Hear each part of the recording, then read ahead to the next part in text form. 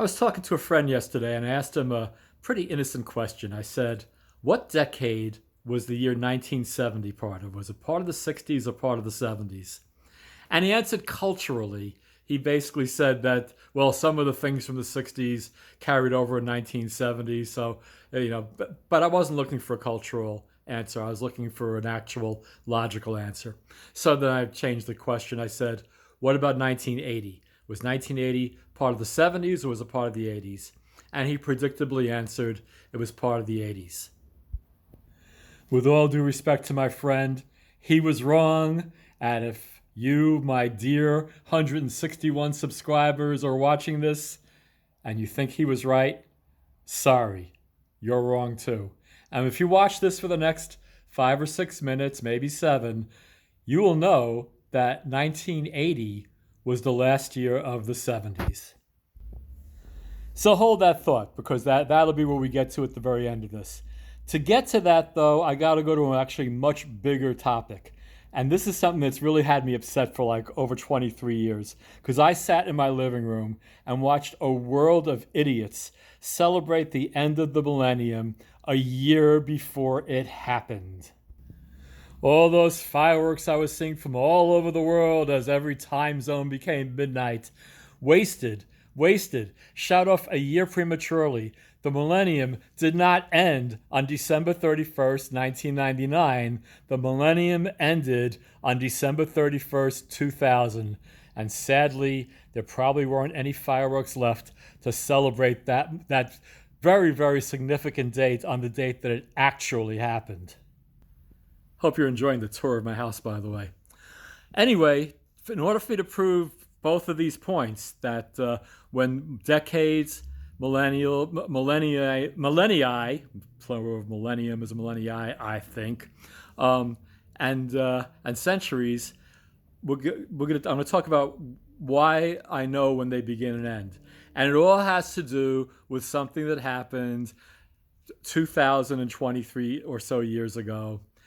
The year was 1 BC. I think we could all agree that BC is before Christ, AD is Anno Domini. What people maybe are failing to realize, or even if they do realize it, they're not extracting the necessary logic from it.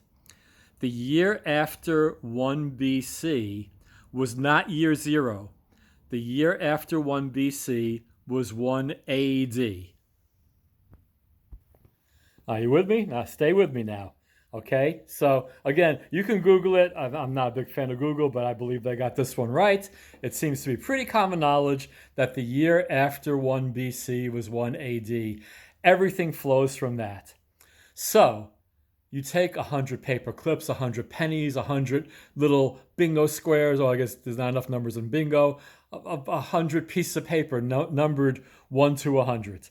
And can we now all agree that if year 1 AD was the year after 1 BC, then January 1st, 1 was the first day of the first millennium, the first century, and the first decade. And if we count all those first 10 years, 1, 2, 3, 4, 5, 6, 7, 8, 9, 10, whoa, the 10th year is year 10. And therefore, the first decade ended on December 31st, 10. And let's go all the way to the end of the century. 1, 2, 3, 4, 5, 6, 7, blah, blah, blah. The 100th year of the first century was year 100. So the first century ended not on December 31st, 99. The first century, which is marked by the end of the 100th year since the beginning of the calendar, ended on December 31st, 100. And let's carry the logic further. The first 1,000 years ended at the end of the 1,000th year. If the first year of the 1,000 was year 1, then the 1,000th year of the first 1,000 was year 1,000, and therefore, that's right, the first millennium ended on December 31st, 1,000, not December 31st, 999.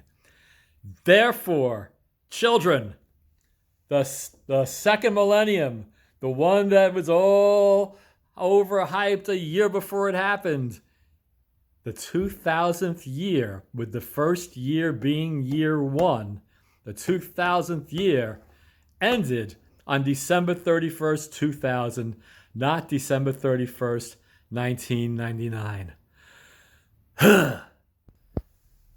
I know this is not something that you've been used to thinking, and I really hope that you now see the light. And but let's take it another step further to back to the conversation about decades and what year the 0 year is from, relating to the decades. Again, the very first decade started on year one, ended on year 10. Therefore, you got to remember, by the same logic, you could do the math, it's not very hard.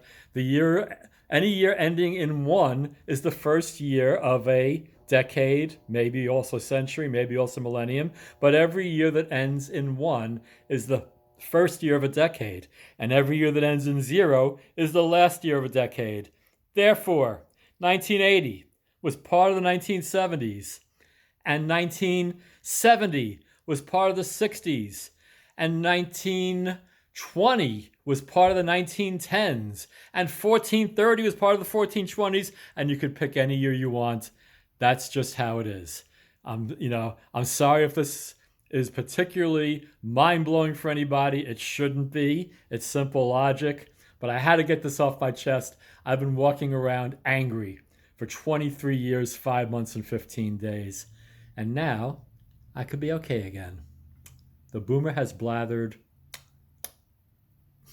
Peace out.